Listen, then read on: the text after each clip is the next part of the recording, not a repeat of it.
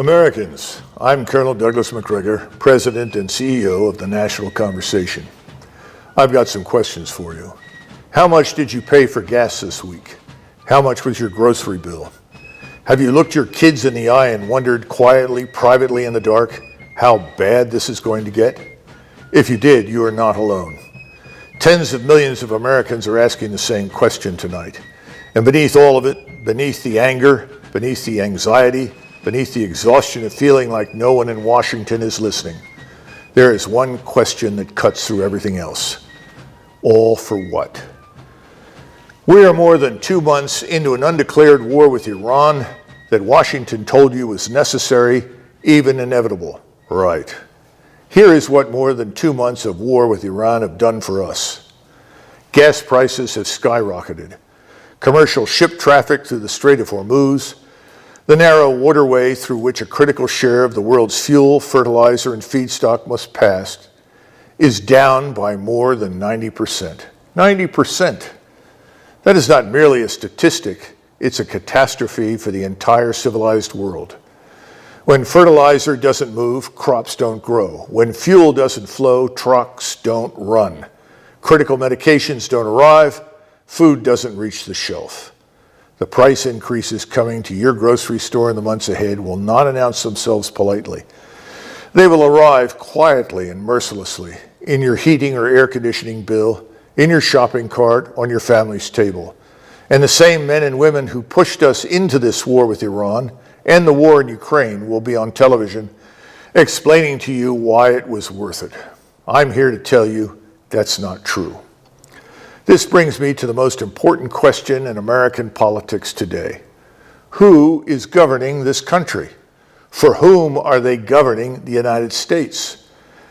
Our founders asked this question before we gained independence. They answered it in a language so clear, so unambiguous, that 2.5 centuries have not diminished a single word. The government of the United States derives its authority and power from the consent of the governed, not from foreign courts, not from foreign treasuries, not from foreign governments. For the American people, and only from the American people, that principle is not partisan, it is not controversial, it is the foundational premise of everything our republic stands for. And today, it is being violated systematically, openly, and with almost complete impunity. Let me ask you something that your elected officials will never ask on camera. Did you know that at least 75 countries around the world, a conservative count by any measure, prohibit dual citizens from holding elected office, appointed positions, or any significant role in government? At least 75 nations, and I want you to hear this list carefully.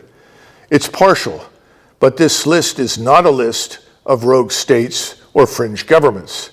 Germany, Japan, India, Mexico, South Korea, Norway, Singapore, Austria, the Netherlands, Israel, the Czech Republic. Every culture, every form of democratic governance, some of our closest and longest standing allies, and every single one of them arrived at the same fundamental conclusion through their own history, their own hard experience, their own democratic wisdom. The person who governs must be undivided in his or her allegiance to the people they govern.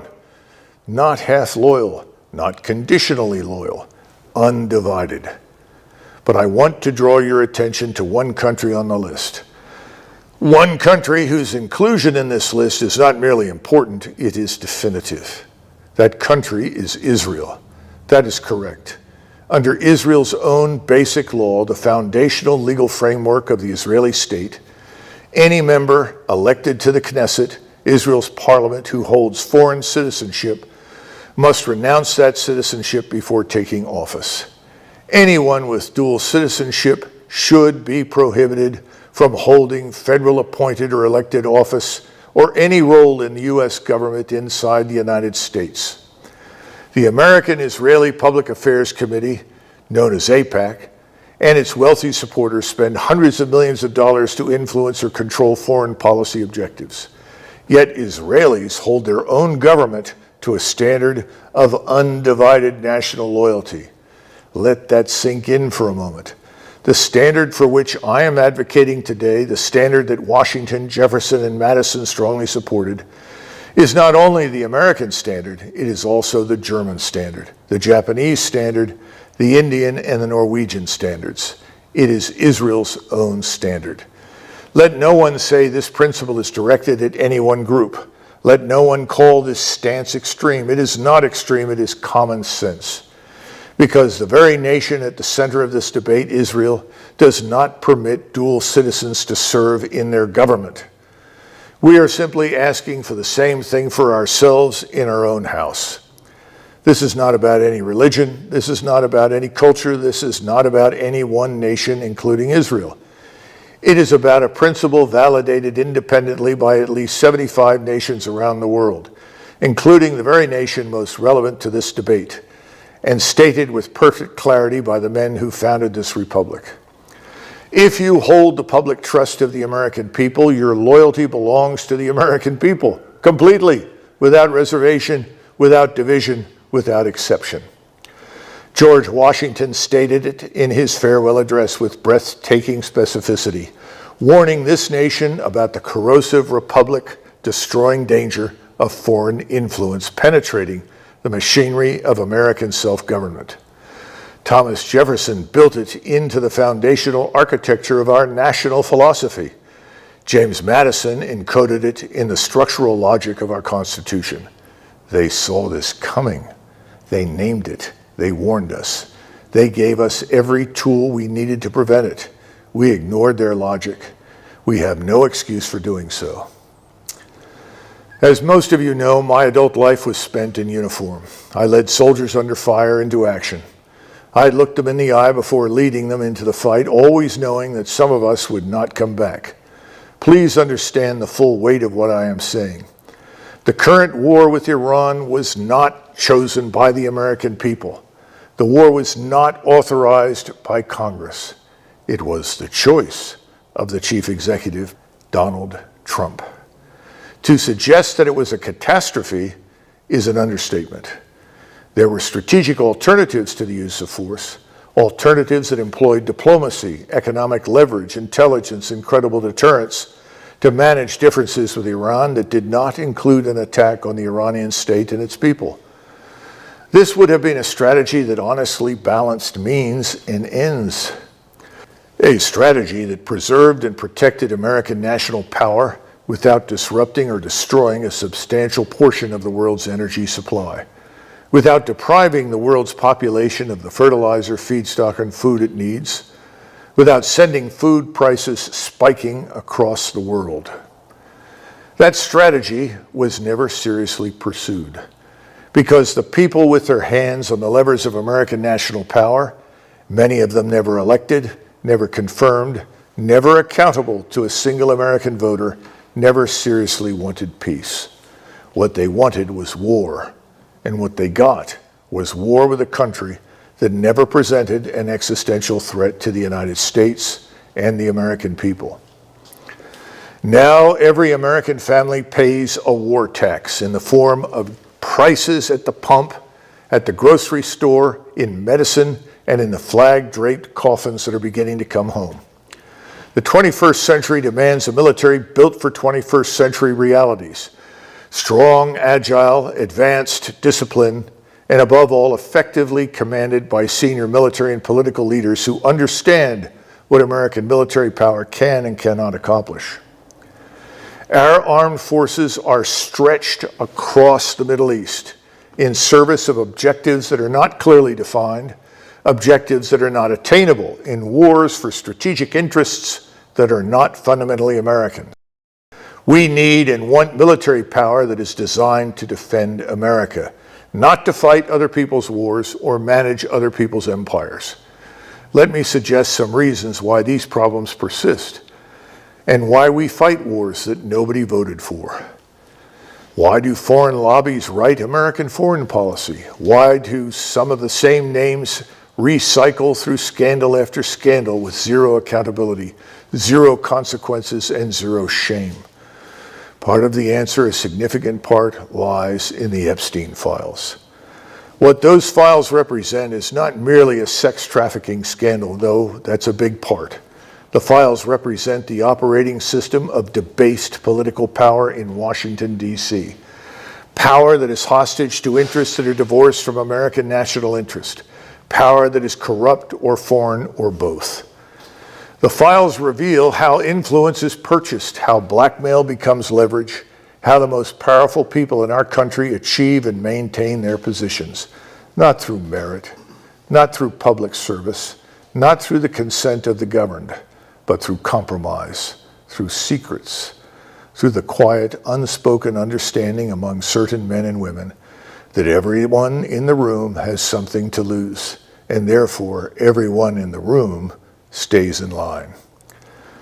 This is how wars are started without the consent of the governed. This is how foreign lobbies ultimately shape domestic as well as foreign policy. This is how the founding principles of our republic are dismantled from the inside out, while the rest of us watch and wait and wonder why nothing changes. The American people demanded the full truth. Every name, every flight log, every financial transaction, every communication, every detail, released in full to the public, without redaction and without delay. And I say this as plainly as I know how. Every individual implicated, regardless of party, regardless of title, regardless of wealth or political connection or national loyalty, must face the full, unsparing weight of American justice. No exceptions, no negotiations, no quiet retirements with full pensions and security details. Our country is our home. It is time to clean it completely, permanently, and without apology. I want to leave you with one final thought. You knew before the gas prices hit, you knew something was wrong. Before the grocery bills climbed, you knew something was coming. Before the ships stopped moving fuel through Hormuz, you knew the people making these decisions were not making them for you. The American people have known for years, in their bones, in their gut, with the instinctive clarity that no amount of media spin can permanently suppress. That something fundamental was broken in the relationship between American government and the American people it was created to serve. You were not wrong. You were right. You were not extreme. You were right. Tonight, because the consequences are obvious at your gas pump, they are in your grocery cart. They are in the homes of families whose American sons and daughters are engaged in fighting a war that was never put to a vote, in a Persian Gulf that should never have been set on fire. The national conversation exists because truth, real, documented, unfiltered, fearless truth, needs a platform that answers to no foreign lobby, no defense contractor, no political machine, and no blackmail file. Only to you, only to the American people. What we are doing is exploring the outlines of a new way forward, a new political movement that in time we hope and pray will be a new party. We invite you to go to our website, thenationalconversation.org, and join us. But I'm not asking you to donate money. You need your dollars more than ever. The road ahead is tough, and you should keep your money. There are a few among you who can't afford to support us. You know who you are. If you can, please make a direct investment in the movement for a new party. We are asking the hard questions without permission, without apology, and without a single foreign dollar attached to it. Because here is what they cannot take from us. Here is what no lobby, no blackmail file, no purchased election, no foreign government can ever extinguish. Americans who know who they are, their history, their identity, their purpose. Americans who know what this republic is supposed to be and who refuse, absolutely and permanently refuse, to be silent. Washington told us, Jefferson instructed us, Madison warned us. Thanks for listening. God bless you, your families, our soldiers, sailors, airmen, and Marines, and God bless the United States of America.